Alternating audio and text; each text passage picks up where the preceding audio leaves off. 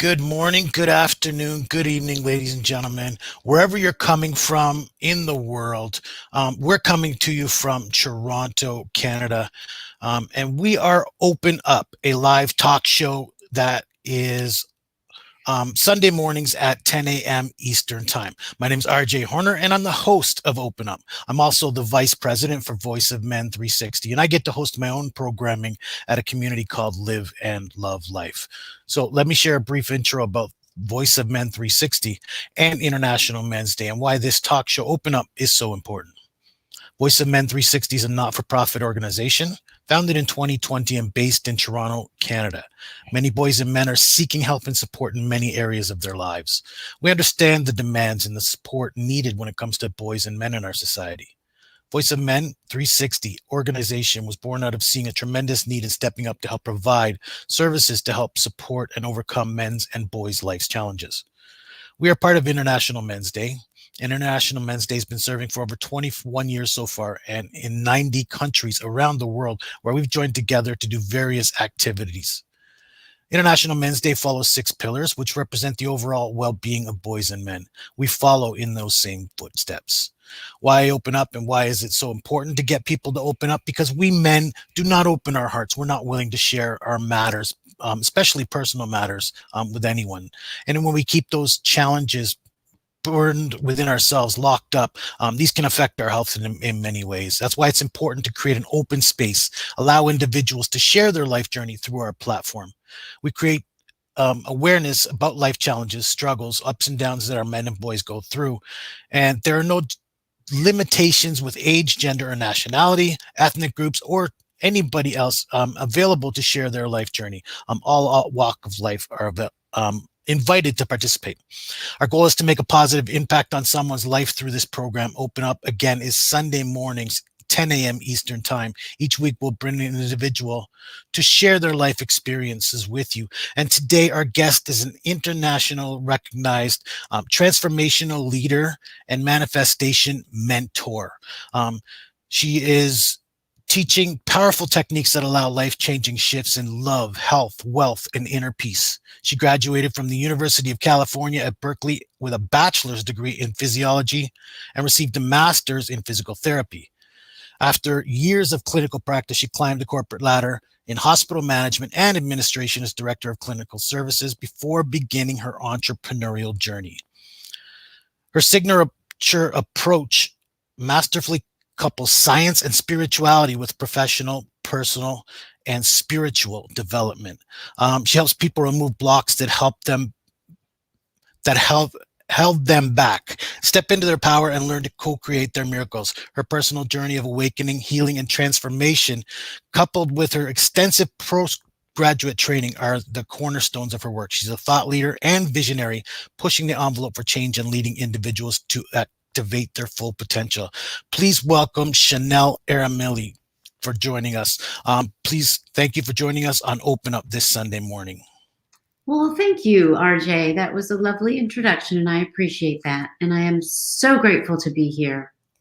Thank you. Thank you. Again, so our show is called Open Up, and we want you to be able to share your life journey. That's the value in our show. So please, let's go back, if we could, to your childhood. And where did you live? What was life like for you at the time? Oh, my goodness. What a great question.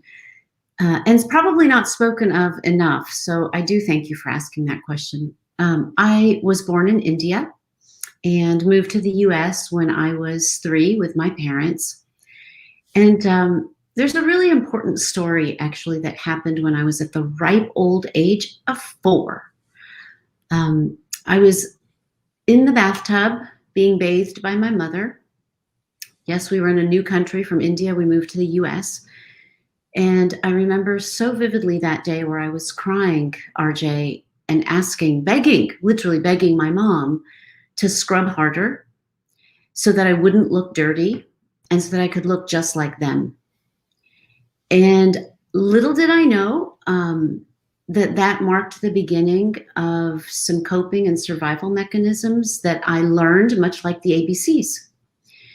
And I became a perfectionist and a people pleaser and, the always have a smile on your face mentality, so that everything would, I'd fit in the best that I could, and avoided anything outside of my life needing to look perfect. And it sounds like such a great thing. Like, wow, what's wrong with, trying to be perfect? Well, it's actually not a great thing, because I learned, and I didn't even realize it until much later in life, that I developed mechanisms that actually kept me from being who I really am, Mm. in an effort to fit in. And so I stuffed away true emotions, true thoughts, true desires, so that I could please everyone, so that I could look perfect in the world.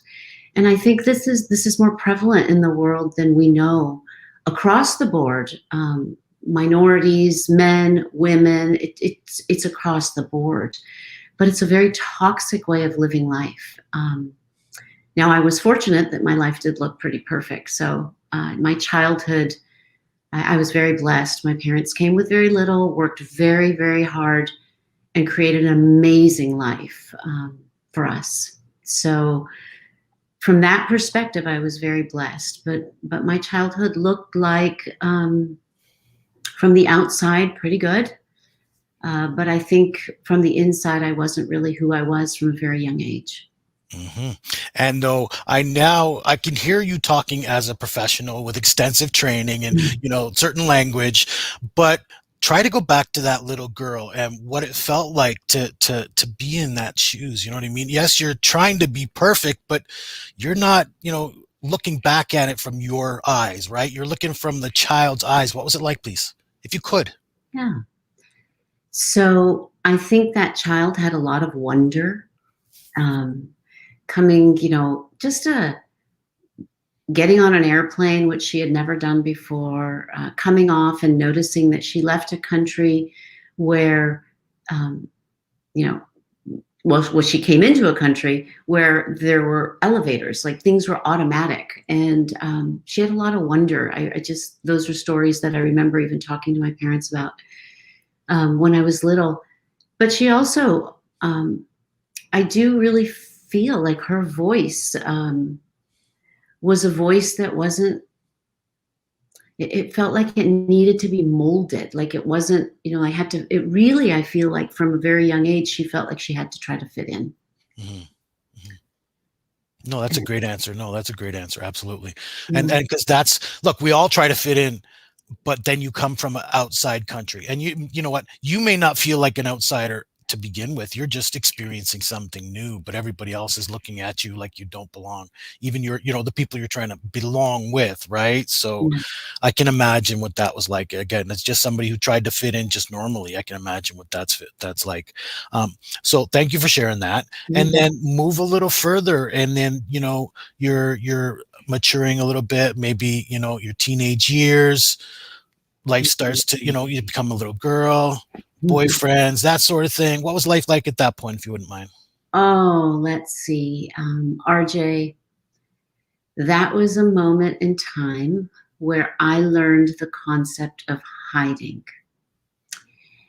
I remember that girl that wanted, again, so badly to fit in and wanted to do everything like they did in America. Mm. And my parents, again, very blessed with a good home. So it wasn't a bad home. This is, I think, was really important for me. I can see it now, but back then I felt very restricted. They were trying to protect me, but that young lady was looking for her freedom and her desire to kind of explore the life that she was being raised in, and not necessarily the life and the culture that was left behind in India. So I learned, hiding as a way of life. I wanted to be, I wanted to have the boyfriends, and I wanted all of those things. And so, in order for me to do that without disappointing my parents, and I think, gosh, that was a really clear thing within me, that I couldn't disappoint my parents. Mm.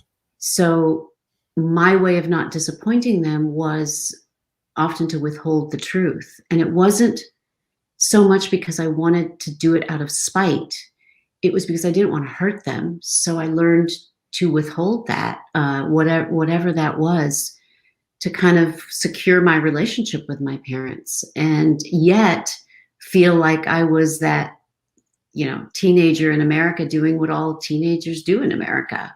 So it was a very interesting time in my life. Sure, sure. And you talk about your parents a lot, but are you an only child, or do you have siblings? I have siblings. I am Okay. the eldest, but So there's how a was the relationship? Oh, so you came to America, everybody else was born in America? Is that how it worked? yes. In fact, there's a large gap. I came here when I was 3, and then my parents didn't have the second child until I was 10. So I'm 10 years older than my brother and 13 years older than my sister. So Okay. yeah, that was That's that's interesting. okay. As you're developing, how is your relationship with them?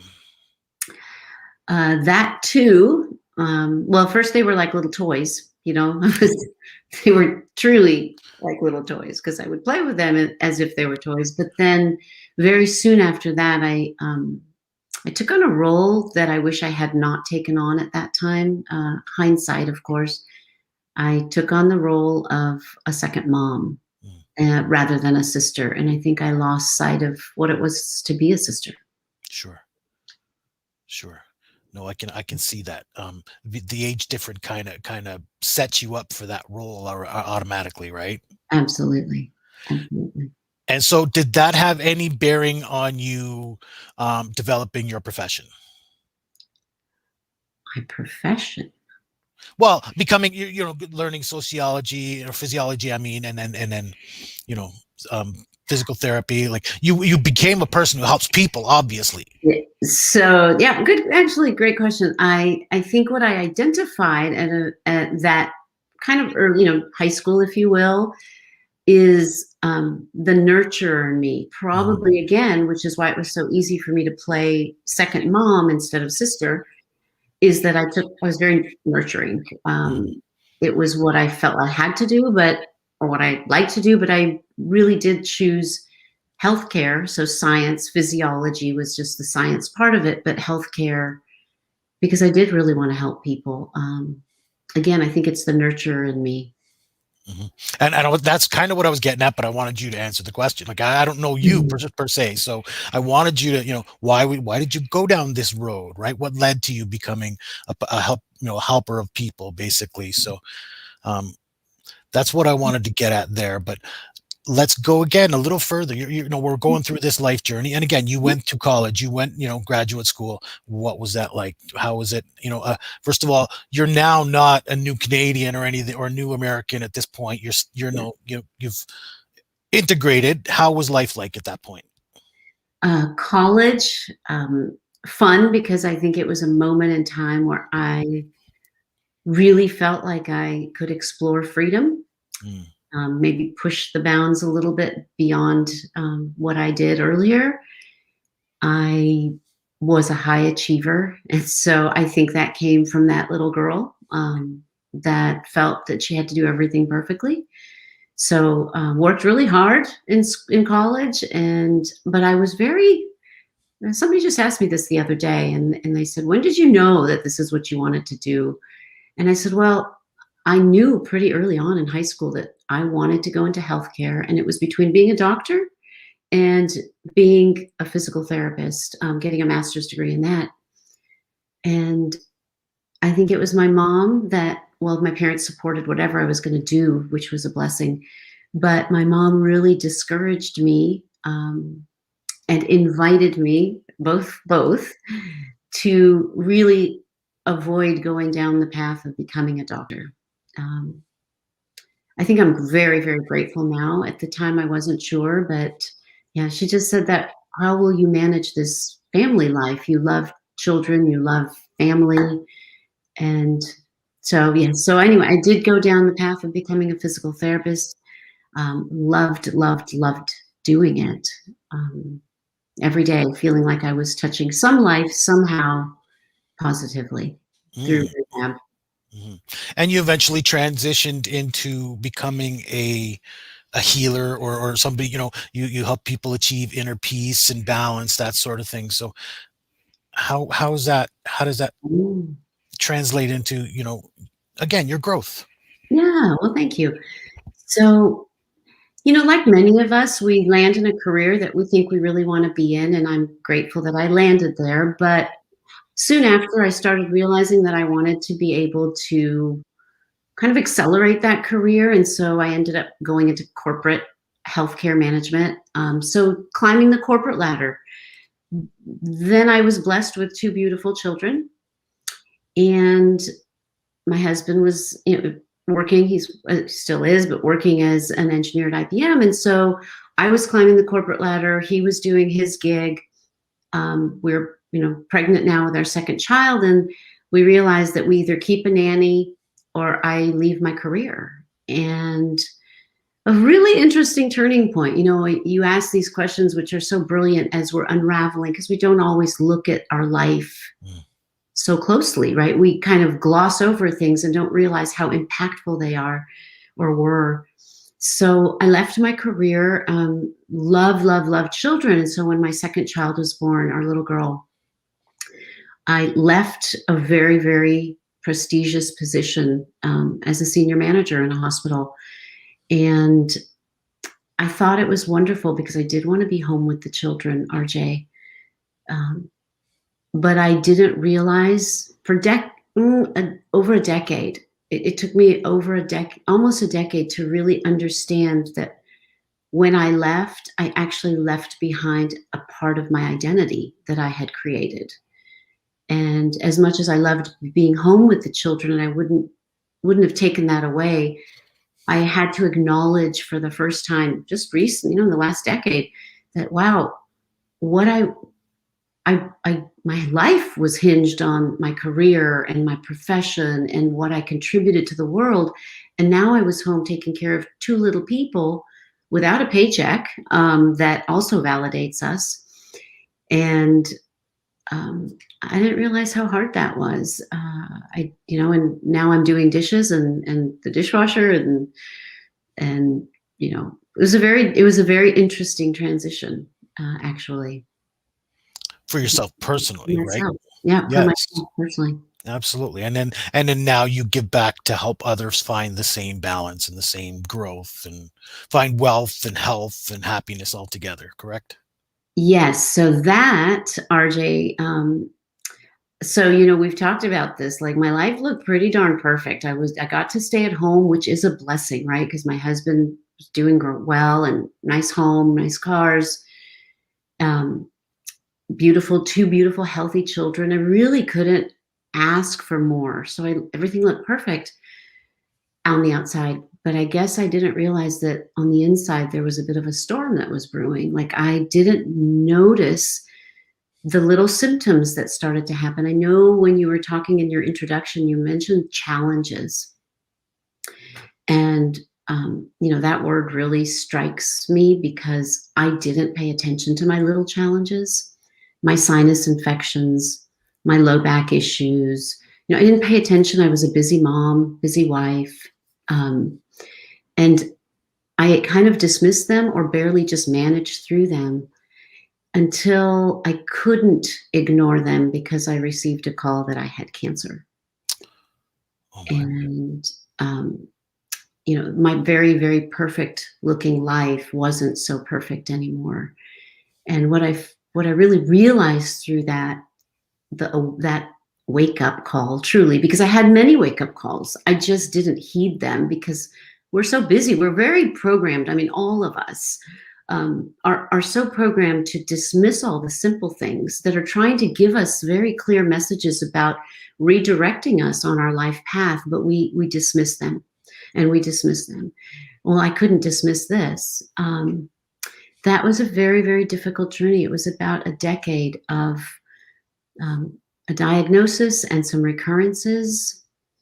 And that story is really, really profound. Really, really profound because it is that story that has led me to doing my life's work that I am beyond passionate about. I mean, if there was a word beyond passionate, it would be that, what I do now. But it's because I realized that I had learned everything physical. You know, like I went to college, I learned all this stuff about science and the body and the laws of the physical universe. You know, like Mhm. I learned all that. And so I thought, well, if I know all of that, I'm going to do everything I know physically to heal this body. And I did that. And I did everything I could, you know, integrative medicine, detoxing and juicing. And then I dumped in a few. And I think this is so important. This is such an important part of my journey. I was putting in positive affirmations because everyone said, oh, Shenal, you know, if you have cancer and you want to really heal, you have to become positive in your life. So I was putting all these positive affirmations and positive thinking along with all my physical stuff. And I would have recurrence. And I was like, what is this? And so that's what led me to a deeper kind of seeking of what else is here in life. Like I thought I did everything right. I was already vegetarian. I'd already given up gluten and sugar and dairy, and I was juicing. I mean, like everything that you should do, you'd think to heal something. Sure. And it didn't work for me. I mean, it just didn't work. And so then it put me on a spiritual journey of seeking truth and what's beyond what we see here in our body and in our life, and what is this, and how do our emotions play in, and how do our thoughts affect us. And I started doing this for my own life. I mean, I needed this for my survival. So it was, you know, not an altruistic for everyone else. It was for my husband and my children, absolutely, but it was for me. And it led me to understanding spiritual laws. It helped me to understand the power of the mind. It helped me to understand consciousness and its influence on how our life unfolds. And RJ, truly, when I could have healed at the early stages of cancer, I didn't. And almost, you know, a decade through that journey, when my had a very advanced stage cancer, is when I healed. And, you know, it's because there was a gap in between where I had to really do my work, my inner work. And I truly believe quantum physics, you name it, science in every capacity, neuroscience, points to our power to change. Mhm. And gosh, everything is pointing to the power of change. Yet many of us walk this earth believing that it's hopeless, that we Mhm. can't change. Mhm. And we can change. And I love your mission, uh, helping boys and men. You know, everybody thinks they've got their life together and they have to keep it all together. I kind of did that. I'm a woman, but men definitely. But that journey led me to realizing that when we merge those physical and spiritual laws, when we release those limiting beliefs, our ancestral patterns, my God, things that we've learned about how we should show up in life, when we hold all those emotions inside, like I did, we don't let our desires be heard, felt, seen. We get sick, or we have an empty bank account, or we have trouble in our relationships. It doesn't matter where it lands for different people. Those challenges are here to wake us up so Mhm. that we can create our miracles. They're not here to take us down No. at all. And so that's what's led me. My very difficult journey has led me to a place where I hope and pray every day that people don't have to have such difficult journeys. If they do, there's hope because we can create miracles. But if people start paying attention to those little things, the messages are the same in the little challenges and the big challenges. Oh, Truly. absolutely, absolutely. And again, they're challenges. You know what? We're meant to go through them. What is that? I'm not a religious man anymore. I grew up with the church at a young age, but I abandoned religion. That's a whole different story. But it still bred the morals into me. And they say, you know what? We're meant to, or the God wouldn't bring you to it if he couldn't bring you through it, right? Like we're meant to go through certain things. And I think those are the challenges that we face in life. Yeah. And then you know what? I think it's all about life balance, right? You know what? Body, mind, and soul. And so if we can balance those three. And don't get me wrong, I'm not perfect at it either. I'm still working at these things, and I'm going to continue to work at these things. So don't think you got to get it perfect right from the first start. And you know, if I'm not out of balance, I got to get this figured out, right? We got to rush to do that. No, it's all about a journey. It's all about growing into that. And as long as you're willing to take that journey, I think an easy, it's a better experience. Absolutely. Absolutely. Very well said. It is a journey, and we're here. You know, RJ, I talk about science and spirituality, and it is a journey. When you realize that actually everything in the universe is trying to remind us of this journey, and the journey is of evolving our life, evolving ourself, doing the best we can in every moment, and also trusting that we can change. We can change our life. It doesn't have to happen in a second. It is the journey. But everything points, right? We know that science says that everything's energy. And then we know that science also says that energy can't be destroyed, but it can be changed from one state to another. And so we really can change our life. We can change our life. It's a science. And yet, if you look at it from a spiritual place, not even a religious place, but a spiritual place, our soul is intended to come here to evolve. Like I call it the university of life. We've all been admitted to this prestigious opportunity. That doesn't mean it's easy, but neither is a good university. It pushes us, it challenges us, and we grow from it. So taking those challenges, seeing them as an opportunity, and then creating miracles out of it is it's a fun journey. It doesn't always mean it's easy. And I loved that you related it to a university, the school of life. Again, if we take it as it's a lesson, right? We're here to learn something and move forward from it. And there's our journey, right? Absolutely. So I would be remiss. We are Voice of Men 360 but I would be remiss if I didn't relate this to men. So I do have to ask, you talked about your relationship with your mother, but what was your relationship with your father like? If you would go into that for a moment before we get to the end of our show here. Yeah, absolutely. I was daddy's little girl, for sure. In fact, when I didn't have another sibling for 10 years, people would ask, why aren't you having any more kids? And my dad would say, she's my little girl and she's my little boy. She does everything with me. So definitely daddy's little girl. What I did notice as I was growing older, through my high school, teenage, college years, definitely saw him as the provider. Even though my mom, he was an engineer, they owned businesses, I still saw him as the lead dog, the responsible one. And I wish I knew then what I know now, which is the responsibility and the pressure that he must have had to bear day in and day out to make sure that our family was living that great life, which we did. I didn't acknowledge it. I knew he worked hard, but I didn't see the pressure that lived within him and behind him and inside of him each and every day to perform, if you will, as that provider. Do you think that might have been because he hid it well, or was he, just so good a father that he just didn't show up?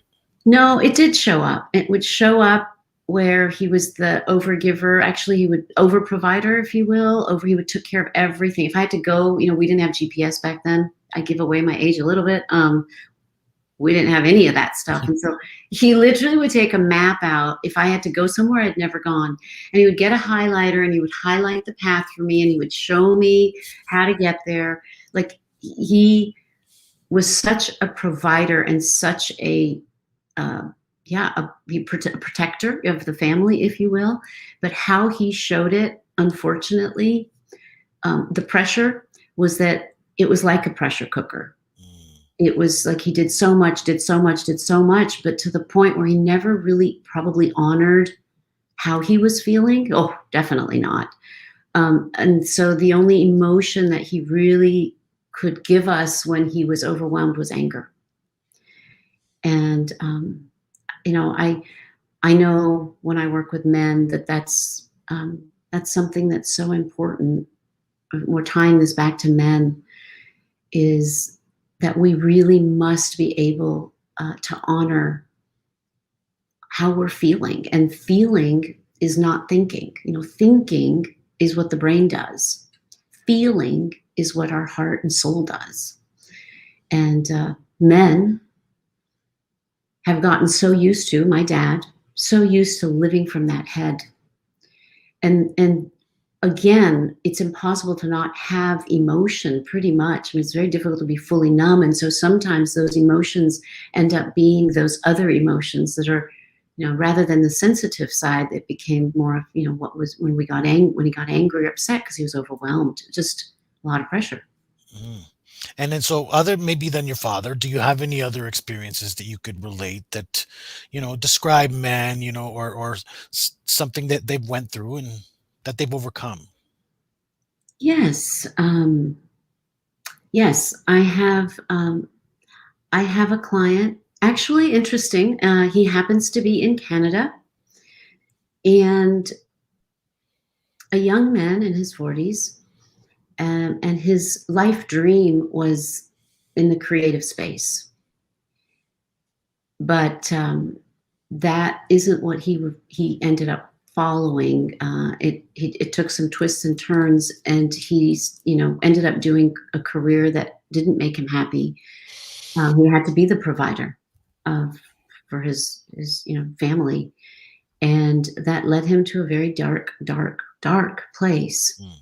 But it's basically without people don't see it, because it's not like we walk around life with a billboard or a label on us that says I'm really unhappy on the inside.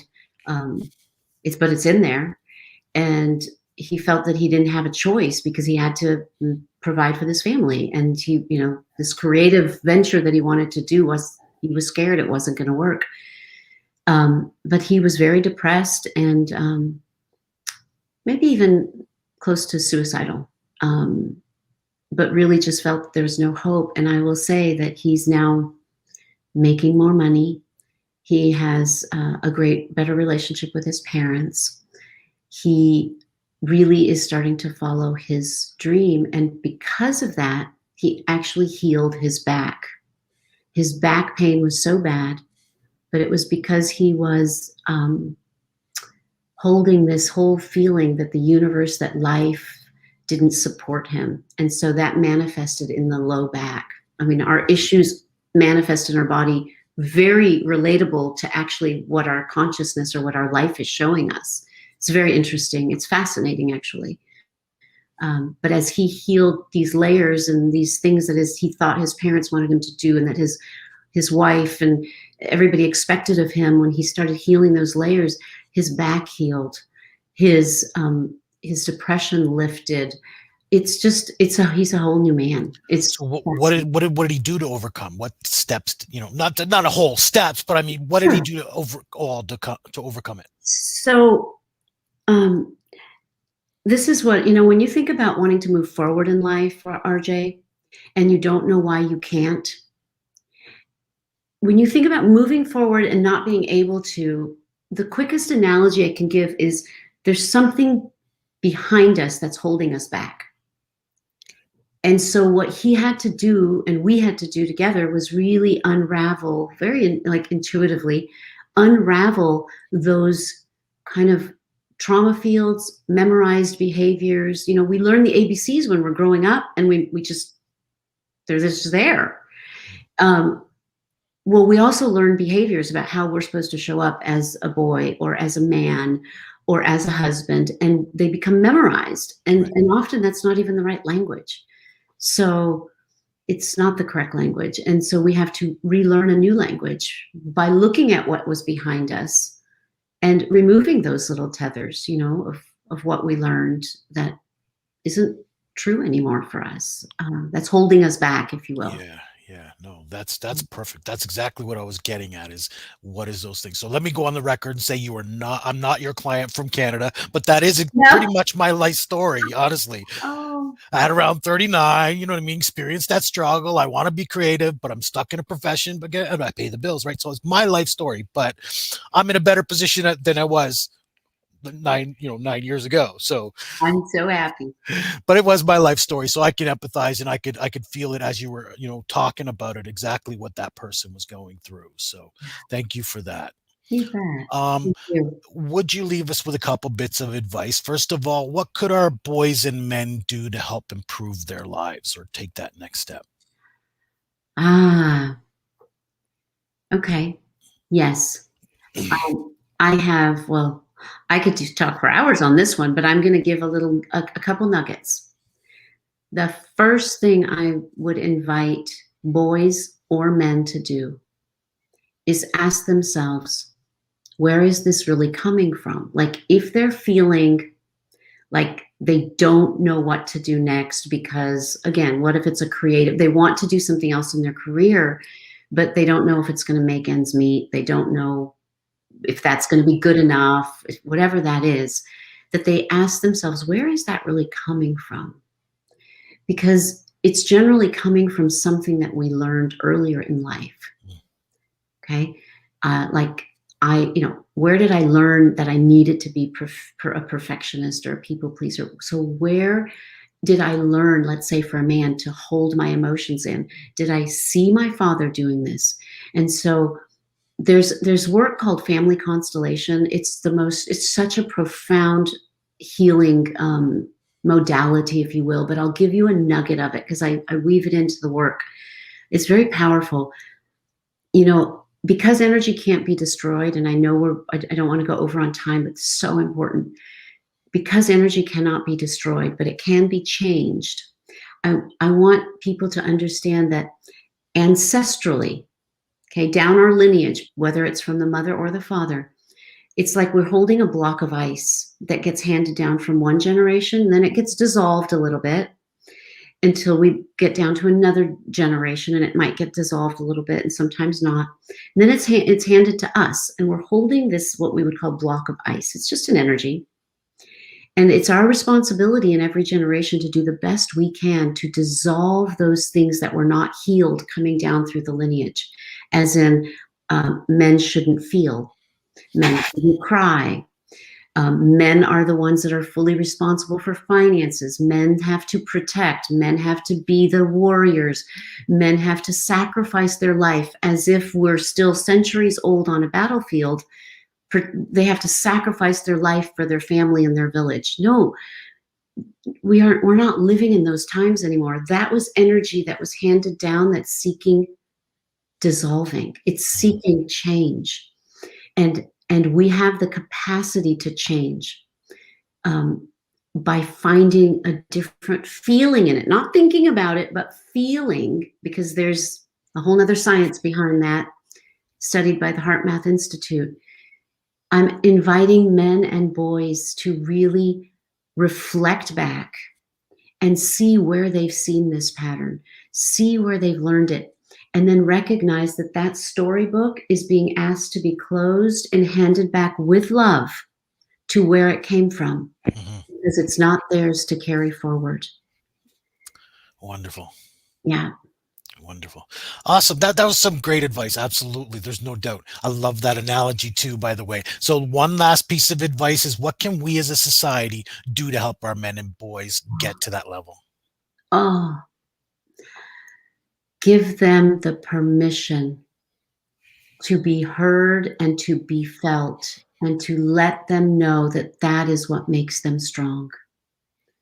That is what makes them strong. Holding everything in is not a sign of strength. Giving, being vulnerable is the greatest strength that any man or boy will ever come across. True strength comes from vulnerability. It takes more strength to express how we truly feel, and men want to be strong. So for all you strong men out there, understand this. It takes more strength to express how we feel than it does to hold it inside. Yes. And if everyone in the world, men, women, children, if a child could say, "Daddy, tell me how you feel." And then daddy has to say, "Oh, wow," because they always say, "Daddy, what do you do? What do you do in your life?" It's always about what you do. But Daddy, how do you feel? We teach our children to start asking those questions, and we start asking the boys, ask your daddy, how do you feel, Daddy? not what do you do, how do you feel? Mhm. And then for the dads, the fathers, the men to be able to do the same thing, to be able to say, ask the boys, how do you feel? It's such a simple question, but we avoid it. It's like, oh, what did you do today? Right. We're always saying, "How are you doing?" Yes. Meanwhile, that is the question we're asking. But I mean, if we could just say, "How are you feeling?" How are you Right? feeling? It's a different. It comes across with a different aspect to answer. Right? Absolutely. Absolutely. Thank you so much. That's Shenal Arimilli, and that's the perfect example of open up. So thank you for joining us on this Sunday morning to share your story. Thank you so much, RJ, and thank you to this platform for really supporting a great cause. Absolutely. Thank you for joining us and sharing your life journey with us today. When people like yourself come forward and share your life experiences on platforms like ours, especially on social media, it'll give people some hope to change their mindset and change their life in a positive direction. So that's our goal here at Voice of Men 360. We want to bring individuals and allow them to share their life of journey and have an open conversation about men's problems and challenges and how we can help them. So I have a few announcements to share with you now at the end of our show. We have four live shows weekly. We have Open Up, which you've just experienced here today. Please like and share your experiences. Did you enjoy today's talk show? Please tell us more. It's a live talk show again every Sunday morning at 10 a.m. Eastern time, and I'm RJ Horner, your host for that show.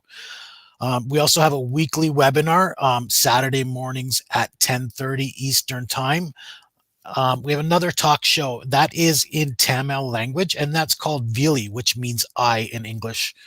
And then that's twice a week, Wednesdays at 7:30 Eastern Time, at 7 or Sunday on 8 a.m. Eastern Time for people who live outside of Canada. And then twice a month, we have panel discussions in both English and Tamil. Um, these content are turned into podcast episodes, so please look out for those. And again, we invite you to participate at your convenience. All walks of life are invited. We recently started men's monthly group meetings. They are the third Sunday of every month from 7 p.m. to 8 Eastern Standard Time. So again, please join us for that. And again, we want you to become more involved in our community, in our programming, and share your journey with us. There are no limitations, gender, age, nationality, or ethnic groups. We invite you to share your story with us. You want to be a guest on any of our shows, or if you're willing to be a part of our organization and help indirectly, whether you're a corporation, organization, or any association out there, we welcome your input. And you can reach out to us at 437 889 8329. Once again, that's 437 889 8329. Please email us to info@voiceofmen360.org. And you can visit our website, www.voiceofmen360.org. And again, we are on all social media platforms as Voice of Men 360. And of course, visit our Facebook group, facebook.com/groups/Voice of Men 360. And as well, please like and subscribe to our YouTube channel. We want to reach out and help more people. Please like and subscribe and follow, and please continue with your support. Thank you for joining us today. I'm RJ Horner. Until next time, better days ahead.